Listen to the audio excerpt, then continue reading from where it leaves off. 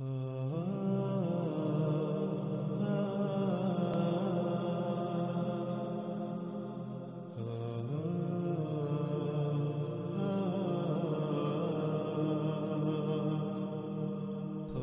باللہ من الشیطان الرجیم، بسم اللہ الرحمن الرحیم۔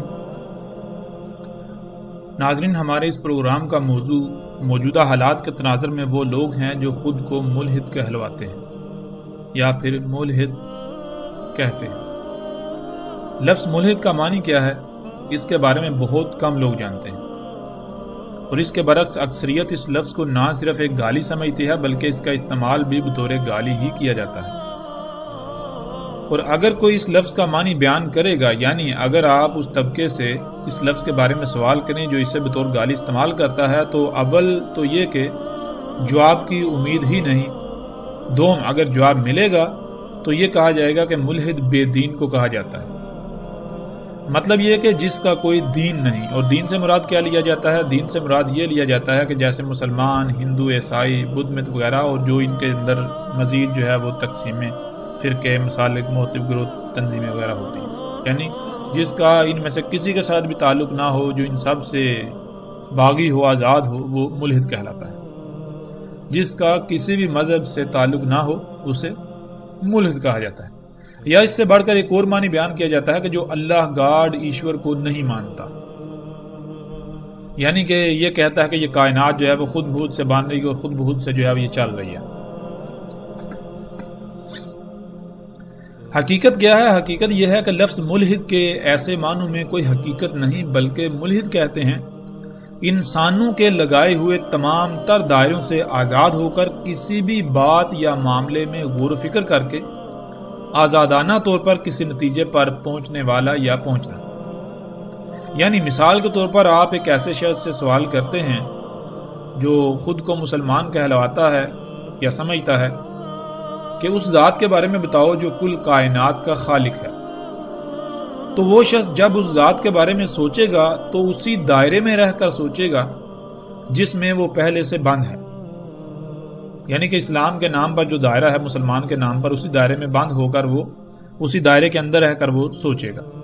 جب وہ کسی دائرے میں رہ کر کسی بھی معاملے میں غور کرے گا تو لامحالہ نتیجہ وہی نکلے گا جو اس دائرے میں پہلے سے ہی طے شدہ ہے، کوئی نئی بات سامنے نہیں آئے گی۔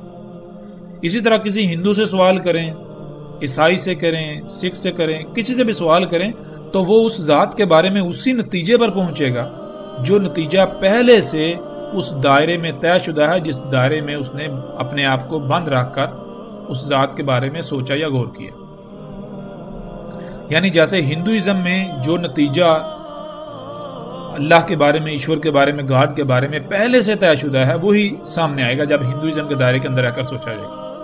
اسی طرح کسی بھی دائرے میں بند شخص سے سوال کریں تو نتیجہ وہی نکلے گا، وہی سامنے آئے گا جو پہلے سے طے شدہ ہے، کوئی نئی بات سامنے نہیں آئے گی۔ اس وقت تک جب تک کہ خود کو ان تمام تر دائروں سے آزاد کر کے آزادانہ طور پر ہر پہلو سے غور کر کے کسی نتیجے پر نہیں پہنچا جاتا۔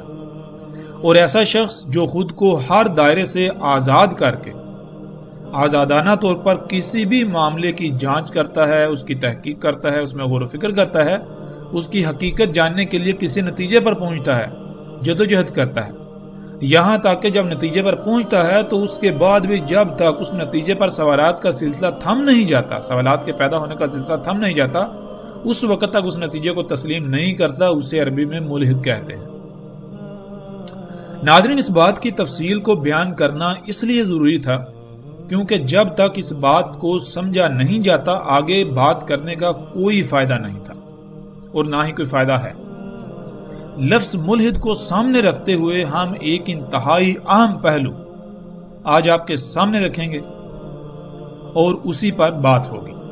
وہ پہلو یہ ہے کہ محمد رسول اللہ صلی اللہ علیہ وآلہ وسلم کی ذات کو براہ راست نشانہ بنایا جا رہا ہے، اور پھر اس کے علاوہ اللہ کی ذات کو بھی براہ راست نشانہ بنایا جا رہا ہے۔ ایسے ایسے الفاظ استعمال کیے جا رہے ہیں، ایسی ایسی گالیاں دی جا رہی ہیں کہ جو کوئی بھی کیسا بھی شخص کیوں نہ ہو، یعنی کہ جو ذرا سا بھی غیر جانبدار ہو تو وہ سننا تسلیم نہیں کرے گا، خواہ وہ کسی مذہب سے تعلق رکھتا ہو، کسی فرقے سے، گروہ سے، یا کیسا بھی ہو۔ اگر وہ تھوڑا سا بھی اس کے اندر جو ہے وہ رائے برابر بھی غیر جانبدارانی کا عنصر موجود ہے تو وہ ایسی بات کو تسلیم کرنے کے لیے یا ایسی بات کو سننے کے لیے کبھی بھی تیار نہیں ہوگا۔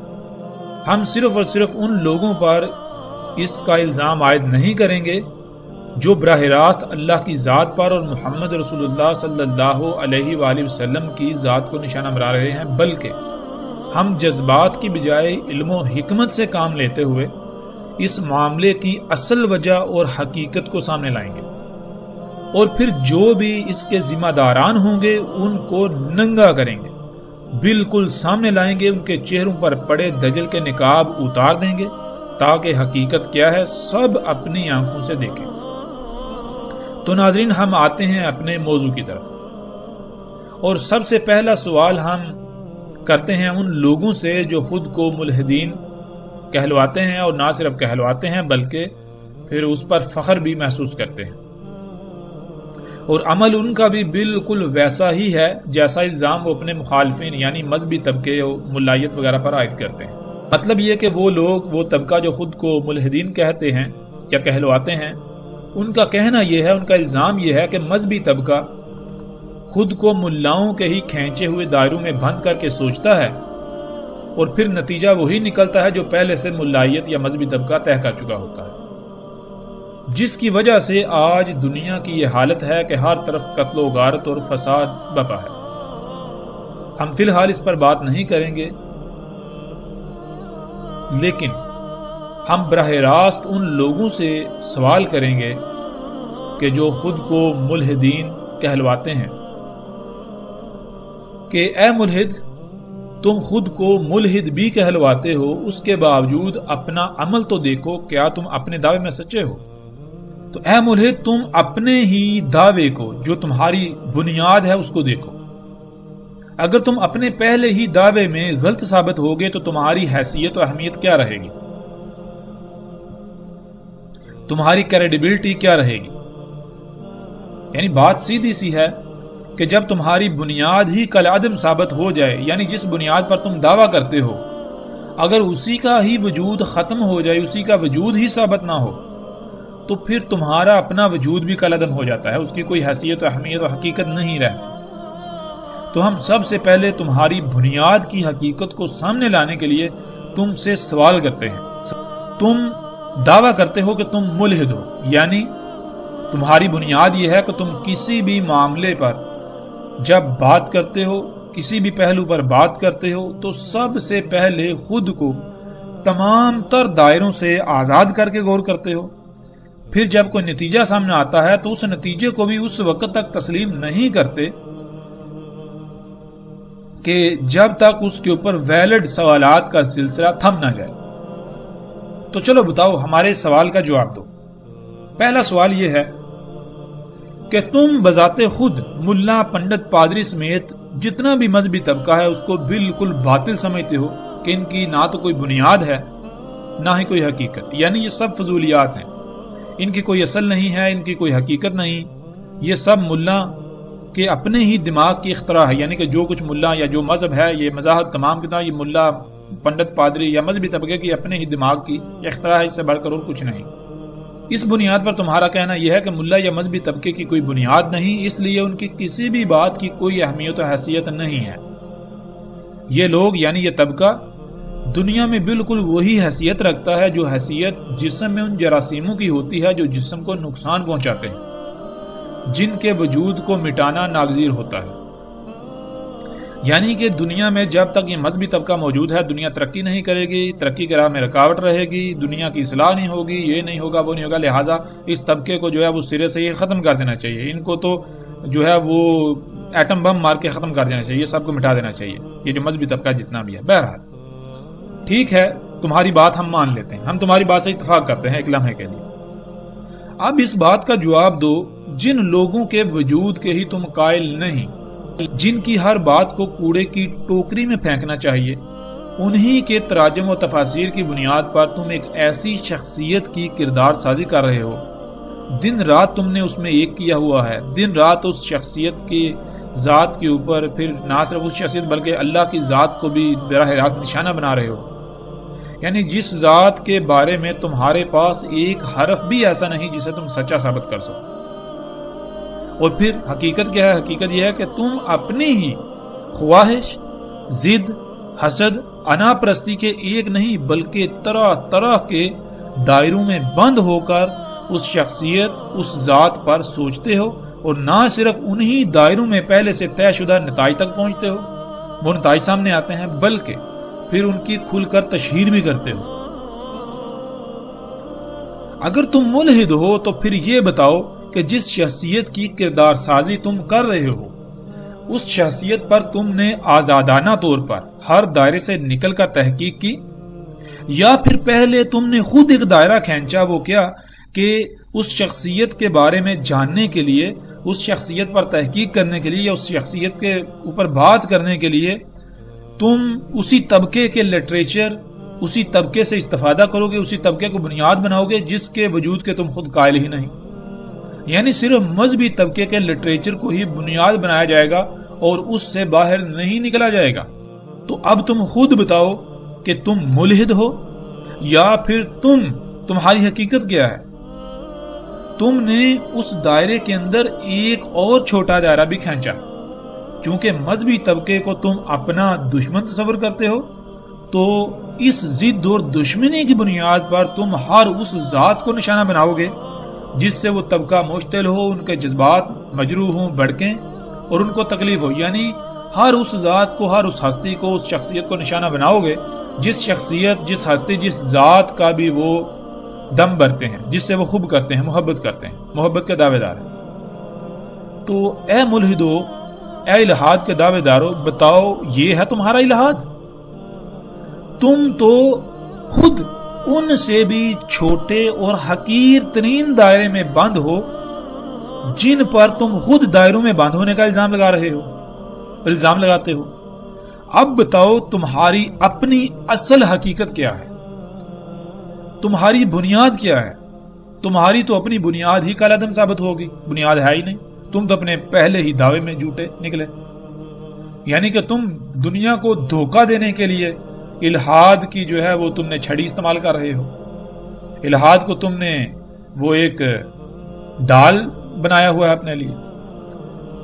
تم دعوے دار اس بات کے ہو کہ تم ہر معاملے میں تمام تر لکیروں، حدود و قیود، دائروں سے آزاد ہو کر سوچتے ہو، اس کے بعد کسی نتیجے پر پہنچتے ہو، بلکہ اس سے بھی بڑھ کر جب تک اس نتیجے پر پیدا ہونے والے سوالات کا سلسلہ تھم نہ جائے اور تمہیں اطمینان نہ ہو جائے، اس وقت تک تم نتیجہ تسلیم نہیں کرتے۔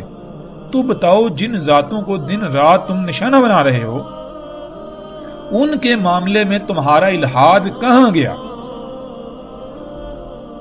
یعنی تم بھی بالکل اسی طرح منافق ہو جیسے تم اپنے مخالفین کو ثابت کرتے ہو، بلکہ تم تو ان سے بھی کئی گنا بڑھ کر بڑے ہی پختہ ترین اور ذلیل ترین منافق ہو۔ جو تم کہتے ہو حقیقت تمہاری وہ ہے ہی نہیں، حقیقت تم اپنی چھپاتے ہو۔ لفظ ملحد یا الہاد کا صرف تم اس لیے استعمال کرتے، اس لیے سہارا لیتے ہو تاکہ سامنے والا جو ہے اس کے اوپر ایک روب، ایک دبدبہ بیٹھ جائے کہ بھائی یہ تو ملحد ہے، ہم اس سے کیسے بات کر سکتے ہیں، اس نے تو جو بات کرے گا وہ ہر پہلو سے اس نے اس کے اوپر تحقیق کی ہوئی ہے، ریسرچ کی ہوئی ہے، غور کیا ہوا ہے، تو اس کا مقابلہ کیسے کیا جا سکتا ہے؟ صرف تم اس کا سہارا لیتے ہو۔ حقیقت کچھ اور ہے تمہاری، حقیقت کیا ہے؟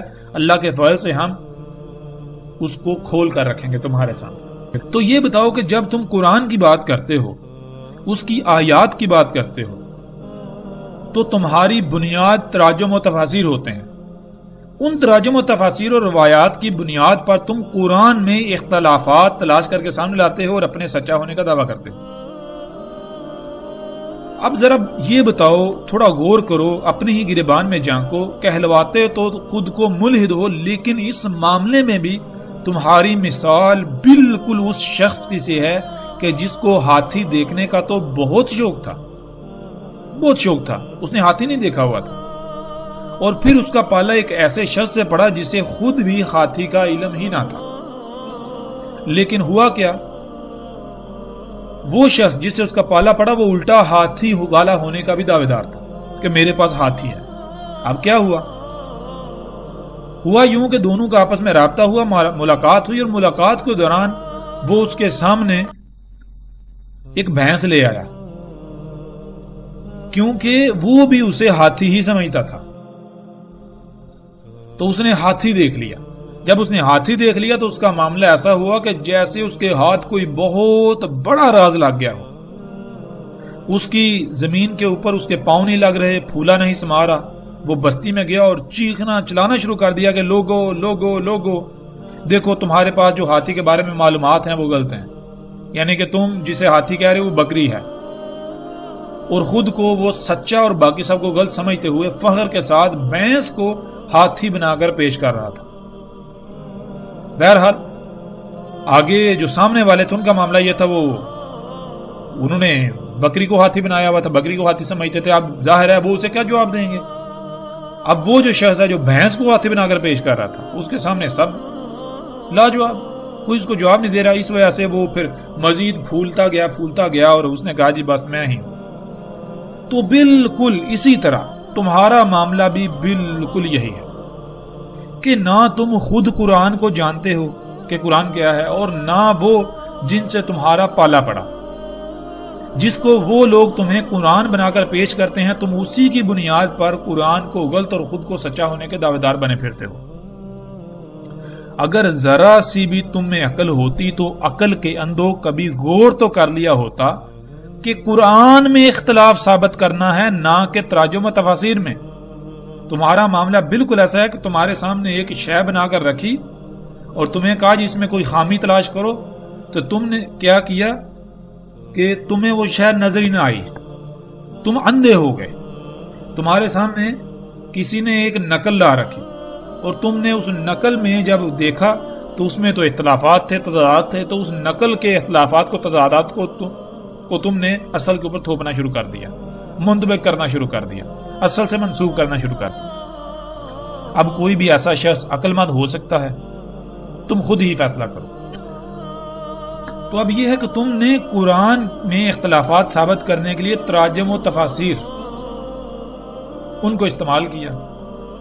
ہاں ایک شرط پر تم تراجم و تفاسیر اور روایات وغیرہ کو بنیاد بنا سکتے ہو اگر قرآن خود اس کی اجازت دے تب، ورنہ اس کے باوجود تم اگر ایسا کرتے ہو تو جان لو دنیا میں سب سے بڑا بیوقوف اور جاہل کوئی دوسرا نہیں ہو سکتا تمہارے سوا، تمہارے علاوہ، تم سے بڑھ کر۔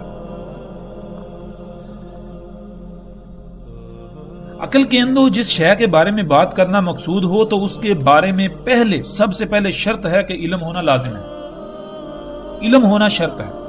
جب بات تم قرآن پر کرنی ہے، جب تمہیں بات قرآن پر کرنی ہے، مگر حقیقت کیا ہے؟ حقیقت یہ ہے کہ تمہیں علم اس حد تک بھی نہیں کہ قرآن ہے کیا، لفظ قرآن کا تمہیں نہیں علم، اور قرآن میں اختلافات کے دعوے کر رہے ہو۔ کیا تم سے بڑا کوئی اور جاہل ہو سکتا ہے؟ تم سے بڑا کوئی جاہل ہو سکتا ہے؟ پھر آؤ اگلے سوال کی طرف۔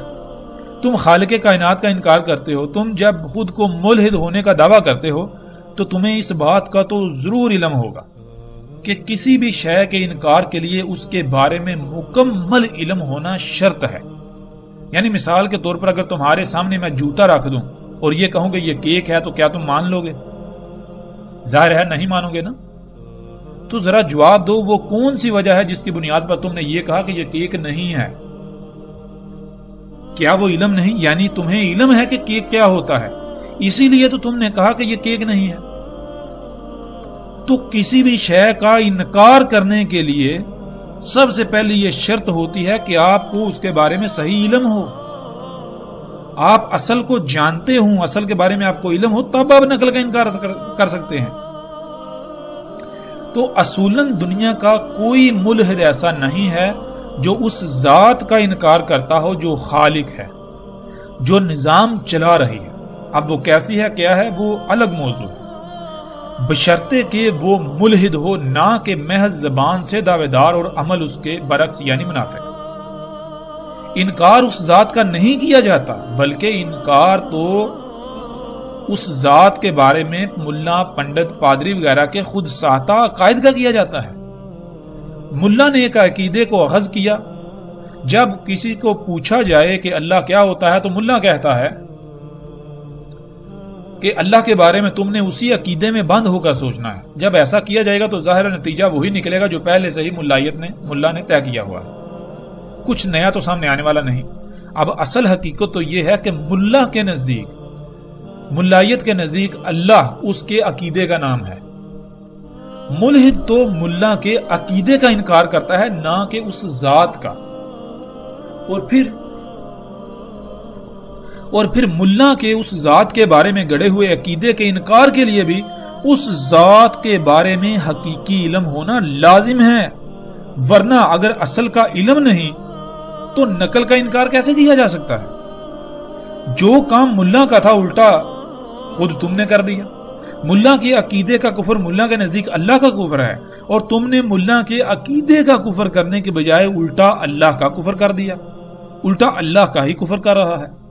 اور پھر تو اس میں بھی محض جھوٹا ہے، کیونکہ تجھے اصل کا تو علم ہی نہیں۔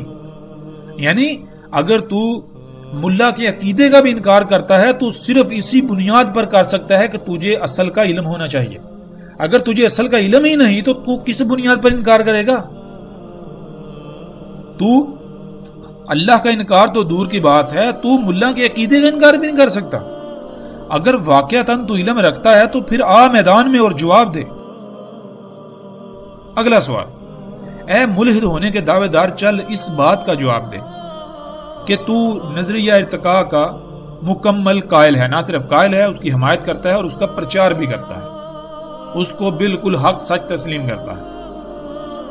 نظریہ ارتقاء کیا ہے اس پر ہم بعد میں تفصیل سے بات کریں گے، لیکن ہم یہاں جو بات کریں گے وہ یہ کہ ہم تیرے ہی الفاظ، تیرے ہی عقائد و نظریات، تیرے ہی علم سے، تیری ہی باتوں سے ہم تیری بنیاد ختم کر دیں گے۔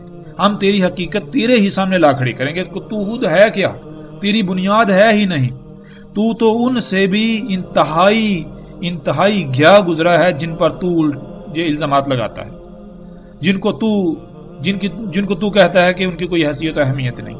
ہم تجھے بتائیں گے تیری اہمیت و حیثیت کیا ہے، تیرے ہی سامنے تجھے ننگا کر دیں گے، تیری حقیقت کھول دیں گے۔ تو ناظرین، ہم آپ کو بتاتے چلیں کہ نظریہ ارتقاء، اس پر ہم تفصیل کے ساتھ بعد میں بات کریں گے، اور اس نظریہ ارتقاء جو ہے اس کی حقیقت کو ہم ایسے چاک کریں گے، ہاں جو اس میں حقیقت ہے وہ بھی آپ کے سامنے رکھیں گے، باقی جو کچھ انہوں نے اس سائنس کے نام پر اپنے مفادات کے حصول کے لیے دنیا کو دھوکہ دینے کے لیے بیچ میں ملاوٹیں کی، جو چیزیں سامنے رکھیں وہ بھی آپ کے سامنے رکھیں گے، سب ہر پہلو سے کھول کر سامنے رکھیں گے۔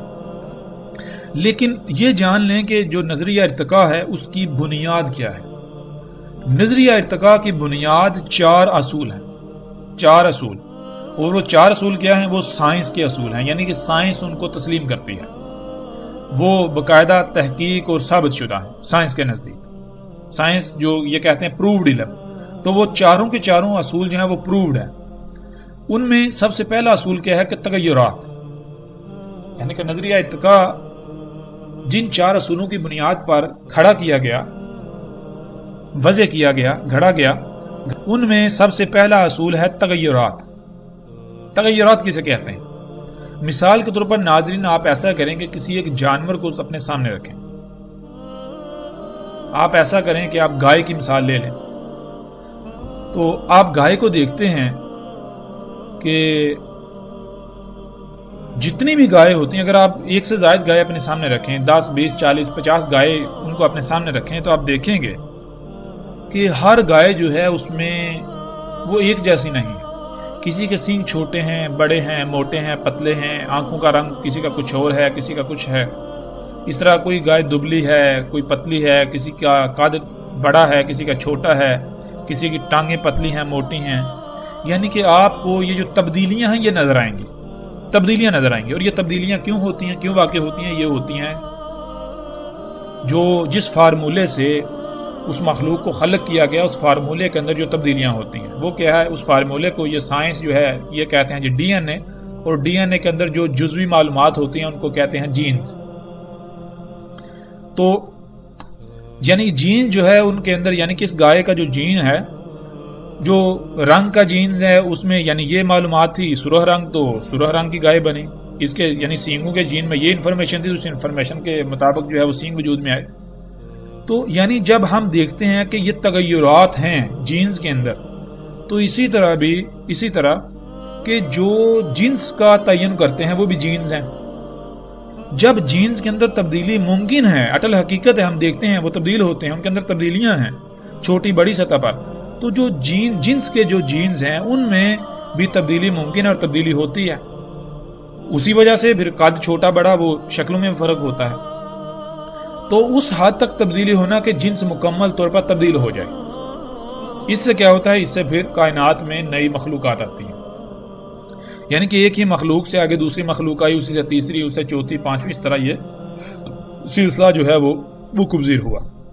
اس طرح جو ہے وہ مخلوقات بڑھتی چلی جا رہی ہیں، ایک سے دو، اس سے پھیلتی اس طرح یہ تغیرات جو ہیں یہ اس چیز کی گواہی ہیں کہ اس طرح جو ہے یہ ارتقا ہوا زمین پر حیات جو ہے اس طرح. بہرحال حقیقت کیا ہے ہم اس کے اوپر بعد میں بات کریں گے. تو سب سے پہلا جو اصول تھا بنیادی وہ یہ تھا تغیرات، اور بلا شک و شبہ یہ تغیرات حقیقت ہے، آپ دیکھ لیں آپ کو یہ نظر آئیں گے. اب دوسری، ان تغیرات کی بنیاد پر جب ایک نئی جنس آتی ہے، ایک نئی مخلوق آتی ہے دنیا میں، تو چونکہ وہ نئی ہوتی ہے تو اس کے لیے سب کچھ نیا ہوتا ہے. آب و ہوا، حالات و واقعات، گرمی سردی، موسموں کی شدت، تو سب کچھ نیا ہوتا ہے. اب اس نے اگر سلامت رہنا ہے، اپنے آپ کو اس دنیا میں سروائیو کرنا ہے، اپنی نسل بڑھانی ہے، تو پھر اس سے کوشش کرنی پڑے گی اپنی بقا کی جدوجہد کرنی پڑے گی، اپنے آپ کو بچانے کے لیے کوشش کرنا پڑے گی، یعنی ان حالات کا مقابلہ کرنا پڑے گا. اس کو کہتے ہیں بقا کی جنگ، یعنی کہ اپنی بقا کے لیے جدوجہد کرنا، حالات سے مقابلہ کرنا، ان کے سامنے ڈٹ جانا. تو جو مخلوقات، یہ جو اصول ہے، اس اصول کی بنیاد پر پھر یہ سائنس یہ کہتی ہے، ان ملحدین کا یہ کہنا ہے کہ جو مخلوقات اپنی بقا کی جنگ میں کامیاب ہو جاتی ہیں تو وہ ان کی نسل پھیل جاتی ہے زمین میں، وہ نظر آتے ہیں جاندار مخلوقات. اور جو اپنی بقا کی جنگ ہار جاتی ہیں، جو مخلوقات اپنی بقا کی جنگ ہار جاتی ہیں تو فطرت ان کو فنا کر دیتی ہے، ان کے یعنی کہ وہ خاتمہ ہو جاتا ہے ان کا. یہ تھا دوسرا اصول، بقا کی جدوجہد، بقا کی جنگ. تیسرا اصول وہ کیا ہے؟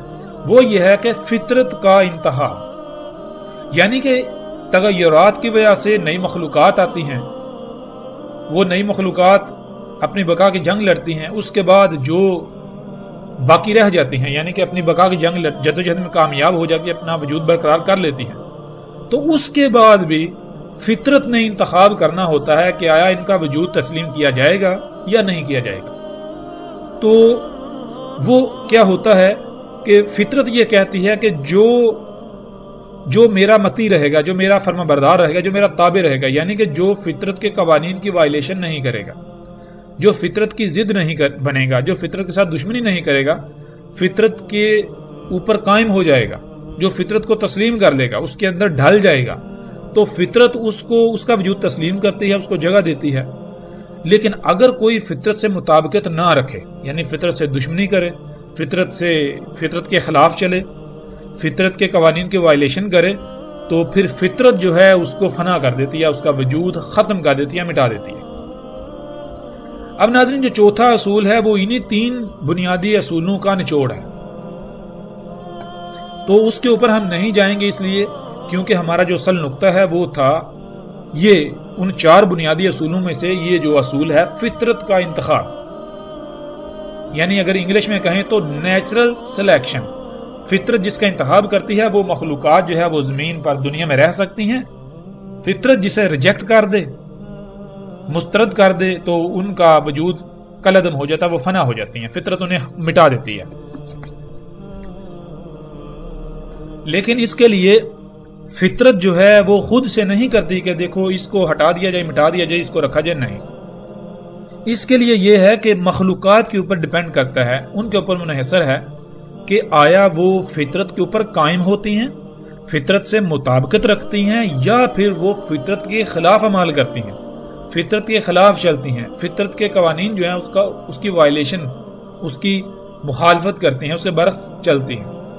تو جو فطرت سے مطابقت نہیں رکھیں گی، جو مخلوقات جو فطرت سے دشمنی کریں گی، تو فطرت ان کو فنا کر دے گی، ان کو مٹا دے گی، ان کو کالعدم کر دے گی۔ یہ اٹل حقیقت ہے، اس سے آپ بھاگ نہیں سکتے، اس کا آپ انکار نہیں کر سکتے۔ اب ناظرین، نظریہ ارتقاء کی بنیاد جو 4 اصولوں پر کھڑی ہے، جو 4 بنیادی اصول ہیں، ان میں سے ایک اصول جو آپ کے ہم نے سامنے رکھا وہ یہ ہے، نیچرل سلیکشن، فطرت کا انتخاب۔ اب اس اصول کو سامنے رکھیں، اور اب اس اصول کو سامنے رکھتے ہوئے وہ لوگ جو خود کو ملحدین کہلواتے ہیں اور کہتے ہیں، پھر وہ دن رات رٹا لگاتے ہیں کہ مذہب نے انسانیت کو کیا دیا، سب کچھ تو سائنس نے دیا، مذہب نے اتنا عرصہ دنیا کو دھوکے میں رکھا، پتھر کے دور میں رکھا، مذہب جو ہے وہ ترقی کی راہ میں رکاوٹ ہے، اور سائنس نے انسان کو دیکھو یہ سفر کے لیے جدید ترین سواری کا ذرائع دیے، گاڑیاں، جہاز، پھر کام اتنی تیز رفتاری سے مشینیں بنا دی، کیا کچھ نہیں سائنس نے دیا، دیکھو خوراکیں پروڈیوس کی جا رہی ہیں، پیدا کی جا رہی ہیں، یہ وہ ساری، دیکھو سائنس کی وجہ سے کیا کچھ ہو رہا ہے۔ تو یہ ان کا جو دعویٰ ہے، کن کا؟ ملحدین کا، جو اپنے آپ کو ملحد کہلواتے ہیں۔ اور اس کے علاوہ وہ تمام کے تمام لوگ ہی ہمارے یہاں مخاطب ہیں جو خود کو مذہب کے لبادے میں چھپا کر حقیقتاً وہ بھی اسی صف میں کھڑے ہیں جس صف میں خود کو ملحد کہلوانے والے کھڑے ہیں۔ یعنی اکثریت آج ایسی ہے کہ جو خود کو مذہبی دینی طبقہ سمجھتی ہے، کہتی ہے، لیکن حقیقت ان کی بھی حقیقت جو ہے بالکل ملحدین کی طرح ہے۔ حقیقت ان کی کیا ہے؟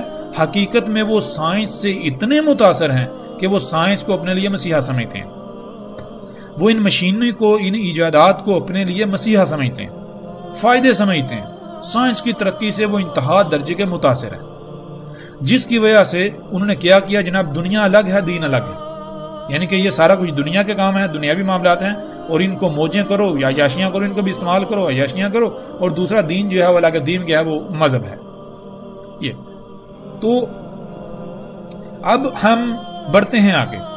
تو اے ملحدو، یہ جواب دو کہ جب تمہارا اپنا نظریہ ارتقاء جس بنیاد پر کھڑا ہے، وہ اصول یہ کہتا ہے کہ جو مخلوقات فطرت سے مطابقت نہیں رکھتی، جو فطرت سے دشمنی کرتی ہیں، فطرت کے خلاف چلتی ہیں، تو یہ اٹل حقیقت ہے کہ فطرت ان کا وجود فنا کر دیتی ہے، ان کو کالعدم کر دیتی ہے، ان کو مٹا دیتی ہے، ان کا نام و نشان ختم کر دیتی ہے۔ تو پھر یہ بتاؤ کہ یہ جو سائنس کر رہی ہے، یہ جو سائنس کے نام پر کیا جا رہا ہے، یہ جتنی بھی تم ایجادات کر رہے ہو، یہ جس کو تم ترقی کہتے ہو، یہاں تک کہ سائنس کے نام پر جو چھوٹی سے چھوٹی ریسرچ تحقیق بھی تم کرتے ہو، کیا وہ فطرت سے مطابقت ہے؟ کیا وہ فطرت کے قوانین کو فالو کیا جا رہا ہے؟ کیا وہ فطرت کے اوپر قائم ہونا ہے، یا پھر فطرت سے دشمنی، یا پھر فطرت سے دشمنی، یا پھر فطرت سے دشمنی؟ بتاؤ کیا ہے؟ کیا تم فطرت کے قوانین کے خلاف نہیں کر رہے؟ کیا یہ تمام کی تمام ایجادات فطرت کے قوانین کے خلاف ورزی نہیں ہیں؟ کیا یہ فطرت کے ساتھ دشمنی نہیں ہے؟ اگر تم اپنے دعوے میں سچے ہو تو دنیا کے تمام اے وہ لوگوں جو خود کو ملحد کہلواتے ہو، اپنی طرح کے جتنے بھی شیاطین ہیں ان سب کو اکٹھا کر لو، بڑے سے بڑے جو سائنسدان ہیں ان کو بھی جمع کر لو، سب مقابلے پر آ جاؤ، اور وہ مذہبی طبقہ جو مذہب کے لبادے کے اندر سائنس سے اتنا متاثر ہے کہ اس کو مسیحا بنایا ہوا ہے، ان اشیاء ان مشینوں کو سہولتیں آسائشیں سمجھتا ہے، وہ بھی ان کے ساتھ مل جائے اور سب میدان میں کود پڑو ہمارے خلاف، اور آؤ اس بات کا جواب دو کہ یہ جو سب کچھ ہو رہا ہے، یہ جتنی ایجادات ہیں، یہ جس کو تم ترقی کہتے ہو، سائنسی ترقی، صنعتی انقلاب، کیا یہ سب کا سب فطرت کے سے مطابقت ہے؟ عین فطرت ہے؟ فطرت سے مطابقت ہے؟ فطرت پر قائم ہونا ہے، یا پھر فطرت سے دشمنی؟ تم اگر یہ کہتے ہو کہ یہ فطرت سے مطابقت ہے تو تمہیں یہ ثابت کرنا پڑے گا، اور تم یہ جانتے ہو کہ تم جھوٹے ہو، یہ فطرت سے مطابقت نہیں بلکہ یہ فطرت سے دشمنی ہے۔ کیوں؟ اگر فطرت سے مطابقت ہو تو یہ جو آج زلزلے آ رہے ہیں، طوفان آ رہے ہیں، سونامی آ رہے ہیں، آندیاں آ رہی ہیں، مخلوقات کے اندر طرح طرح کی بیماریاں ہیں، مخلوقات کا بیڑا غرق ہو رہا ہے، بادلوں کا نظام درہم برہم ہو رہا ہے، موسموں کا نظام درہم برہم ہو رہا ہے، درجہ حرارت دن بدن بڑھتا جا رہا ہے، پانی پھر آہستہ آہستہ بخارات کی شکل میں ختم ہو جائے گا، اس طرح آسمان پھٹ چکا، اس زمین کی اس دنیا کی کوئی ایک بھی مخلوق ایسے نہیں ہے جسے طرح طرح کی مصیبتوں تکلیفوں اور تباہیوں کا سامنا نہ کرنا پڑ رہا ہو۔ یہ سارے کا سارا تمہارے انہی کاموں کی وجہ سے ہے، تمہارے اسی سائنسی ترقی کے نام پر جو اعمال ہیں اس کی وجہ سے ہے۔ کیوں؟ کیونکہ یہ فطرت سے مطابقت نہیں بلکہ فطرت سے دشمنی کر رہے ہو۔ جو بھی عمل فطرت کے خلاف کیا جائے گا فطرت اسے ریجیکٹ کر دیتی ہے، فطرت اسے مسترد کر دیتی ہے۔ کیسے مسترد کرتی ہے؟ رد عمل کے ساتھ۔ تو آؤ بتاؤ، جب تم خود کہتے ہو کہ جو فطرت سے مطابقت نہیں رکھتے، جو مخلوقات فطرت سے مطابقت نہیں رکھتی تو فطرت انہیں فنا کر دیتی ہے، تو بتاؤ پھر کیا فطرت تمہیں فنا نہیں کرے گی؟ یہ تمہاری اپنی سائنس یہ کہہ رہی ہے، تمہاری اپنی سائنس یہ کہہ رہی ہے، جس سے یہ ثابت ہوتا ہے عقل کے اندر خود اپنے ہی گریبان میں جھانکو۔ ایک طرف تو خود کہتے ہو کہ جو فطرت سے مطابقت نہیں رکھتے وہ فنا ہو جاتے ہیں، ان کا نام و نشان مٹ جاتا ہے، اور دوسری طرف اسی حقیقت اپنے ہی الفاظ کو چھپاتے ہو، اس کے خلاف چلتے ہو، اس کے خلاف کرتے ہو۔ تم سے بڑا کوئی اور منافق اور دھوکے باز ہو سکتا ہے؟ تمہاری اسی دھوکے بازی کی وجہ سے آج پوری انسانیت تمہارے چنگل میں پھنس کر وہ اپنی تباہی، اپنی فنائیت کے کنارے پر آ کھڑی ہوئی، اس مقام پر آ چکی ہے کہ اب واپسی کا راستہ بند ہو چکا۔ کیا تم لوگوں نے ان حقائق کو واضح کیا؟ تمہاری حقیقت کیا ہے؟ تمہاری حقیقت بھی اسی مذہبی طبقے کی طرح ہے۔ وہ مذہبی طبقہ کیا کرتا ہے؟ قرآن کے شروع میں پڑھتا ہے الحمدللہ، الحمدللہ کہ اللہ کے لیے ہے ہی حمد، لیکن دوسری طرف وہ کیا کرتا ہے؟ اپنے کرتوتوں، اپنے جرائم کی ذمہ داری اللہ کے اوپر ڈالتا ہے۔ تم ملحدو کیا کرتے ہو؟ تم کیا کہتے ہو کہ دیکھو تمہارا اللہ عیب دار مخلوقات خلق کر رہا ہے، عیب دار موسموں میں عیوب، مخلوقات میں عیوب، خامیاں، بیماریاں، مصیبتیں، تکلیفیں، یہ تمہارا اللہ کر رہا ہے، اور یہی مذہبی طبقہ کہتا ہے۔ تو مذہبی طبقہ تو تمہارا ساتھی ہے، ان کو کیوں بلیم لگا رہے ہو؟ تم تو دونوں آپس میں بائی بائی ہو، ایک ہی کام کر رہے ہو۔ مذہبی طبقہ کیا کرتا ہے؟ مذہبی طبقہ یہ کرتا ہے کہ وہ زبان سے کہتا ہے اللہ کے لیے ہے ہی حمد، لیکن وہ اپنے جرائم، دوسروں کے جرائم کی ذمہ داری اللہ کے اوپر ڈال دیتا ہے۔ ایک طرف کہتا ہے اللہ کے لیے ہے ہی حمد، اور دوسری طرف جب وہ دیکھتا ہے کہ مخلوقات کے اندر فساد ہو رہا ہے، خرابیاں ہیں، تو وہ کہتا ہے یہ اللہ نے کر دی، اللہ جیسے چاہتا ہے خلق کرتا ہے، اللہ جیسا چاہتا ہے خلق کرتا ہے۔ وہ عقل کے اندو، یہ پورے قرآن میں یہ کہاں لکھا ہے کہ اللہ جیسا چاہتا ہے خلق کرتا ہے؟ پورے قرآن میں کہیں بھی تم یہ ثابت نہیں کر سکتے کہ اللہ جیسا چاہتا ہے خلق کرتا ہے یہ لکھا ہو۔ اللہ سبحانہ وتعالی نے قرآن میں بار بار یہ بات کہی کہ اللہ خلق کرتا ہے جیسے اس کا قانون ہے، جو شے اس کے قانون کے عین مطابق خلق ہوگی وہ اللہ کی خلق ہے، جو اس کے قوانین کے خلاف خلق کی جائے گی وہ اللہ کی خلق نہیں ہے۔ جب اس کے قوانین کو فالو نہیں کیا جائے گا، اس کے قوانین کے خلاف خلق کیا جائے گا، تو اس میں خامیاں ہی خامیاں ہوں گی، اس میں عیوب ہوں گے، اس میں عیب ہوں گے، خامیاں ہوں گی، خرابیاں ہوں گی، فساد ہوگا، وہ شے نامکمل ہوگی، اس میں حمد نہیں ہوگی۔ اس لیے اللہ کے لیے ہے ہی حمد۔ تو جب تم دیکھتے ہو مخلوقات کے اندر عیوب، خامیاں، خرابیاں، تو جان جاؤ وہ اللہ کا کام نہیں ہے۔ حمد اس میں ہوتی ہے جس میں ایک رائی برابر بھی خامی، خرابی یا کجی نہ ہو، لیکن یہاں تو ہر مخلوق کے اندر خامیاں، خرابیاں اور کجیاں ہیں۔ تو پھر اس کا ذمہ دار کون؟ مذہبی طبقہ اس کا ذمہ دار اللہ کو ٹھہراتا ہے۔ اس سے بڑا بہتان الزام اللہ کی ذات پر اور ہو سکتا ہے؟ ہو سکتا ہے اس سے بڑا الزام؟ اے مذہبی طبقے تو خود غور کر، تو ایک بات کرتا ہے، تو ایک کام کرتا ہے، تیرے اسی کام پر، تیری اسی بات پر تنقید کی جائے، حالانکہ تو غلط ہوتا ہے، تیرے تنقید برداشت نہیں ہوتی، اس کے باوجود کہ تو غلط ہوتا ہے، تجھے پتا ہوتا ہے میں غلط ہوں، لیکن کیا کرتا ہے تو اپنی خامی کو، اپنے جرم کو دوسرے کے اوپر ڈال دیتا ہے، دوسرے کو ذمہ دار ٹھہرا دیتا ہے، نہیں جی یہ غلطی اس کی وجہ سے ہوئی۔ تو پھر یہ جان لے، یہ بتا کہ وہ ذات جس کے لیے ہے ہی حمد، وہ جب خلق کر دی ہے تو وہ خامیوں والا، کجیوں کوتاہیوں والا خلق کرے گی، عیب دار خلق کرے گی، نامکمل خلق کرے گی؟ یہ کیسے ہو سکتا ہے؟ یہ تو نے کیسے جرأت کر لی؟ اتنا بڑا بہتان اللہ کی ذات پر تو باندھ رہا ہے؟ کیا تجھے یہ علم ہے کہ ان جرائم کا ذمہ دار کون ہے؟ ان جرائم کا ذمہ دار وہی طبقہ جو خود کو ملحد کہلواتا ہے، اور وہ لوگ جو اسی طبقے کو اپنے لیے مسیحا سمجھتے ہیں۔ یہ جو سائنسی ایجادات کے حامی ہیں، جو سائنسی ایجادات کو سائنس کو اپنے لیے مسیحا سمجھتے ہیں، جو دن رات سائنس کرتے ہیں، ان ایجادات کے بارے میں جو ہے وہ باتیں کرتے ہوئے، ان کی تعریف کرتے ہوئے تھکتے نہیں ہیں۔ انسانیت کو ہم نے یہ دیا، وہ کیا۔ یہ جتنی سائنسی ترقی ہے، اس سائنسی ترقی کی وجہ سے کائنات میں فساد ہوا، ہر شے درہم برہم ہوئی، یہ وجہ ہے۔ اے مذہبی طبقے خود غور کر، تو قرآن میں پڑھتا ہے اللہ احسن الخالقین، اللہ احسن الخالقین ہے۔ خالق غور کر، خالقین جو ہے کیا وہ جمع کا صیغہ نہیں؟ کیا خالقین ایک خالق کو کہا جاتا ہے یا ایک سے زیادہ خلق کرنے والوں کو؟ جب خالقین جمع کا صیغہ ہے، ایک سے زائد خلق کرنے والے ہوتے ہیں، تو اللہ کہہ رہا ہے ان ایک سے زائد خلق کرنے والوں میں صرف اور صرف اللہ ہے جو احسن ہے، جو احسن خلق کرتا ہے۔ احسن کسے کہتے ہیں؟ جس سے بہتر، جس سے بہترین اور کچھ ہو ہی نہیں سکتا۔ تو اس کا مطلب کیا ہے؟ اللہ کے علاوہ اور بھی خالق ہیں، وہ جو بھی خلق کریں گے ان میں نقائص ہوں گے، خامیاں ہوں گی، خرابیاں ہوں گی، کمیاں ہوں گی، کوتاہیاں ہوں گی، کجیاں ہوں گی۔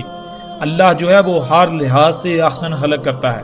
کیا تو نے قرآن میں یہ نہیں پڑھا کہ اللہ سبحانہ و تعالیٰ نے قرآن میں بالکل واضح کہا کہ اس نے جو بھی خلق کیا ہر لحاظ سے مکمل پرفیکٹ خلق کیا، پھر وہ خلق کر کے اس مخلوق کی ضروریات کیا ہیں بھول نہیں گیا تھا۔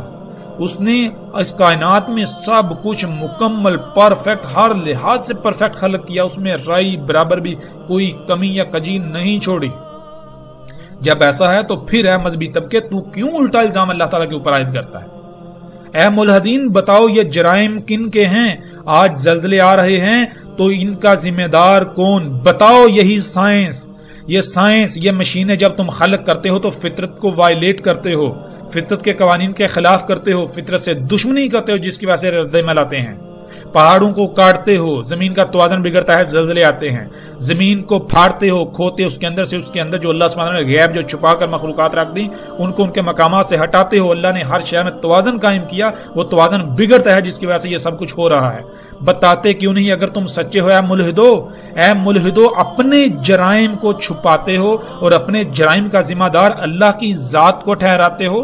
تم سے بڑا کوئی منافق اور ہو سکتا ہے؟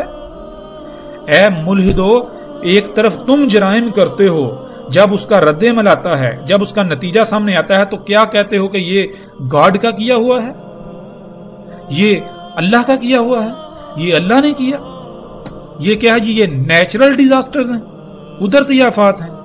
اے عقل کے اندو تم ثابت کرو یہ کیسے قدرتی آفات ہیں؟ یہ تمہارے اپنے اعمال جو تمہارے جرائم ہیں انہی کے تو نتائج ہیں۔ جب تم اپنے دعوے میں سچے ہو تو اپنے جرائم جو ہیں ان کے نتائج کو بھی تو تسلیم کرو، ان کو تسلیم کیوں نہیں کرتے؟ جب نتائج سامنے آتے ہیں تو اس کا ذمہ دار اللہ کی ذات کو ٹھہراتے ہو، اس میں جو فائدوں کا پہلو ہے اس کو اپنی طرح منسوب کرتے ہو۔ یعنی تم نے گاڑیاں خلق کی تو جو فائدے کا پہلو اس کو اپنی طرح منسوب کرتے ہو، ہم نے بڑا کارنامے انجام دیے، دیکھو ہم نے تمہارے لیے مسیحا ہے، دیکھو کیا کیا بنایا، ہم تو انسانیت کے لیے کیا کر رہے ہیں، ہم تو اصلاح کر رہے ہیں، فلاح کر رہے ہیں۔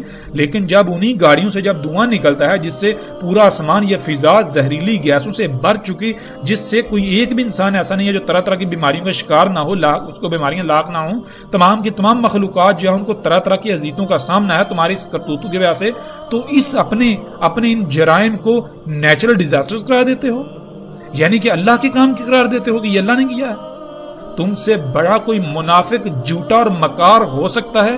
اے ملحدو، اے سائنس دانو، آؤ میدان میں، اور اے وہ مذہبی طبقہ جو یہ کہتا ہے کہ یہ بارشیں اللہ برسا رہا ہے، یہ زلزلے اللہ لا رہا ہے، یہ طوفان اللہ لا رہا ہے، یہ اللہ کا رہا ہے، یہ اللہ کا رہا ہے، تم بھی میدان میں اگر سچے ہو تو یہ جو الزامات اللہ کی ذات پر عائد کرتے ہو ان کا دفاع کرو، ان کو سچا ثابت کرو، آؤ میدان میں۔ ایک طرف تو تم مذہبی طبقہ اور ملحد ایک دوسرے کے دشمن نظر آتے ہو، لیکن حقیقت میں تم دونوں ایک دوسرے کے حامی ہو، حمایتی ہو، دونوں ایک دوسرے کو تقویت فراہم کرتے ہو۔ جرائم ملحد کرے، ملا کیا کرتا ہے اس کا ذمہ دار اللہ کی ذات کو ٹھہرا دیتا ہے۔ پھر جرائم مذہبی طبقہ کرے تو ملحد کیا کرتا ہے اس کا ذمہ دار اللہ کو اور ان شخصیات کو ٹھہراتا ہے کہ جن کے بارے میں وہ ایک رائی برابر بھی علم نہیں رکھتا. تم تو دونوں بائی بائی ہو، یہ ہے تمہاری حقیقت. تو بہرحال جو ہم بات کر رہے تھے وہ بات یہ ہے کہ جب سائنس خود یہ کہتی ہے، نظریہ ارتقاء جس بنیاد پر کھڑا ہے وہ اصول یہ کہتا ہے کہ جو مخلوقات فطرت سے مطابقت نہیں رکھتی، فطرت انہیں فنا کر دیتی ہے، تو پھر آج جتنی یہ سائنسی ترقی ہے، جو انسان آج عمال کر رہے ہیں، کیا یہ فطرت سے مطابقت ہے؟ اور کوئی چھوٹے سے چھوٹا دماغ والا بھی بالکل واضح جانتا ہے کہ یہ فطرت سے مطابقت نہیں ہے، یہ سب کچھ غیر فطرتی ہے. انسان کے اپنے ہی کرتوت ہیں فطرت کے مقابلے پر. یہ فطرت کے ساتھ دشمنی ہے. جب یہ فطرت کے ساتھ دشمنی ہے، جب یہ فطرت کے ساتھ مطابقت نہیں ہے، تو پھر سائنس خود یہ کہتی ہے کہ فطرت ایسوں کو کالعدم کر دیتی ہے، ان کو فنا کر دیتی ہے. تو کیا پھر انسانیت کی فنائیت سر پر نہیں آ چکی؟ کیا فطرت تمہیں برداشت کرے گی؟